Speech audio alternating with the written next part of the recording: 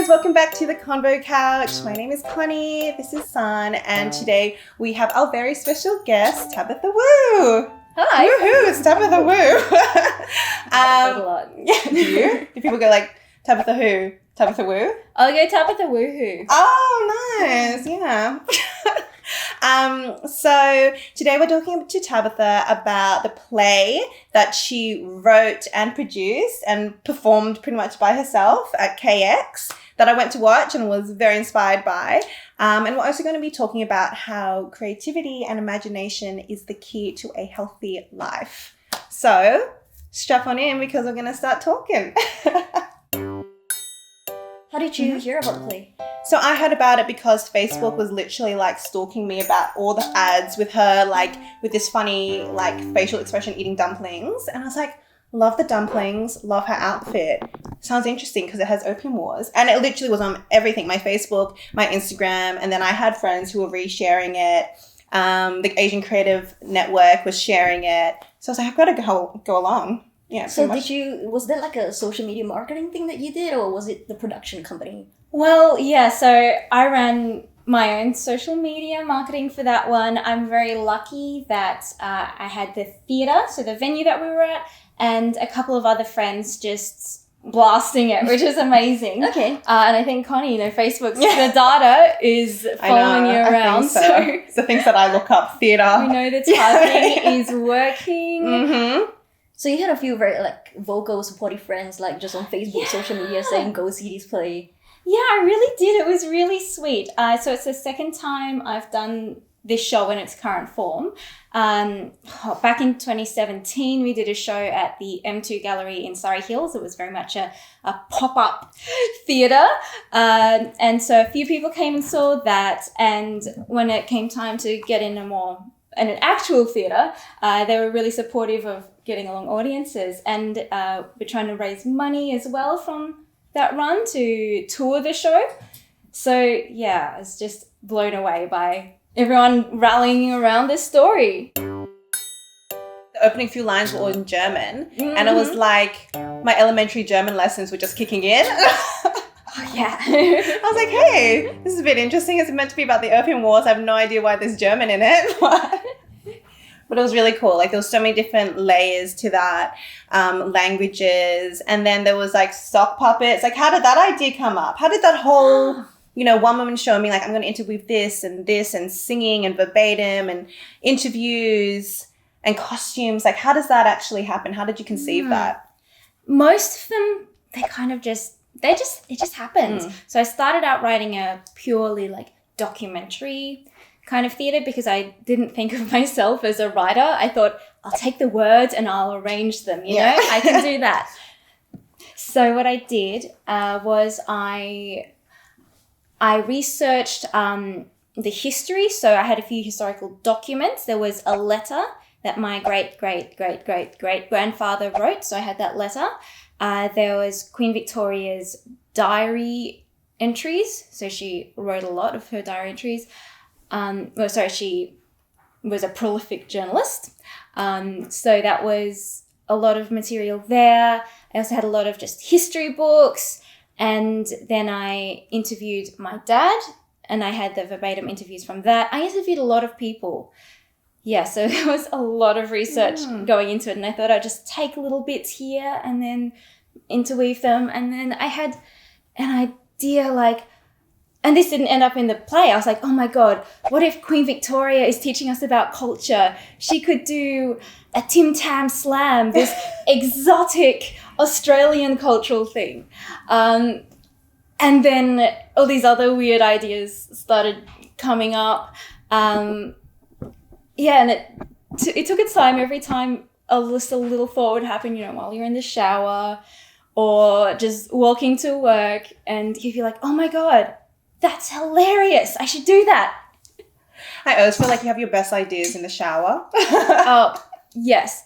I have said that we should claim our bathrooms on tax because it's where, as opposed to the home study, because that's where the work gets done. And then that's where you can practice your singing. It's rehearsal studio. Yeah, rehearsal studio. And then you actually get clean. So it's just a multifaceted room, really. So important. And then, so you're saying that you dropped out of law school. How did your parents react to that? Well, they were a little bit surprised, I think. But I've always been a very sensible person. So there was an element of trust there. And also, they know they can't do anything to stop me. Like, once I decided what I'm going to do, that's what I figured I was just going to do it. Yeah. So what would your parents have said if you dropped out of accounting? I have no idea. I don't want to know. Do you reckon that's what triggered you to actually do all that research? Because when that link, when your grandfather passed away, you were like, there's all these things that I didn't really ask or I didn't really get to learn about. And then you just started doing all this research. Yeah. I definitely felt like I'd missed out on a whole lot of stories. Because, when you're little, you just see your grandparents as just these fantastic people who hand out chocolates. And you don't realize that old people have got such fascinating backgrounds. Yeah. Like, they're just old people when you're little. And then you go, oh my God. Even your parents, though, they had a whole life. They were young. They'd experienced love. They've experienced different types of education, different experiences, different social changes. And then you go, wow, like I used to just view you as a parent or grandparent, and you actually have so many stories that made you who you are. Look, I started out doing, like I said, a degree with a whole bunch of skills. And so when I realized that if something was quiet, I could just go out and write something. And then you just have to know the little steps of who to approach, where the venues in your city are, what you need to do in terms of insurance, and how to write a budget, and where to get money from. Like, most of us will bootstrap it, we'll earn our own money and pop that in the show, or if you're lucky, family and friends can help with it. But it's really about just knowing the boring stuff and being able to take control of that, because if you don't have that control and you don't know what everything that goes into a play, then you're kind of just left floundering, especially if you get into a project and it's not run properly. Then that will help you avoid other red flags as well. Kind of red flags. Do you speak from experience of having red flags, or just that you just know or you can anticipate? Yeah, I don't think I have any horror stories in that regards, but you do see a lot of ads on Facebook and people who aren't clear about whether the job is being paid or not, not being able to find good credits from previous productions that this group has done, things like not having contracts, not knowing about like what's happening with insurance. That can be really dangerous stuff for someone. I don't want anyone to just take a job because they need a job, and then that'll just keep enabling this industry of people who are out to make exploitative material. When you say exploitative material, what do you mean? Do you mean people like asking for interns or unpaid work, or what? A lot of, especially the unpaid work, especially from companies that can afford it. And I think there's also perhaps in places that are less professional for other unprofessional practices coming in, for example, unsafe rehearsal rooms. Right. Emotionally unsafe or physically unsafe, especially with stage combat and that kind of thing.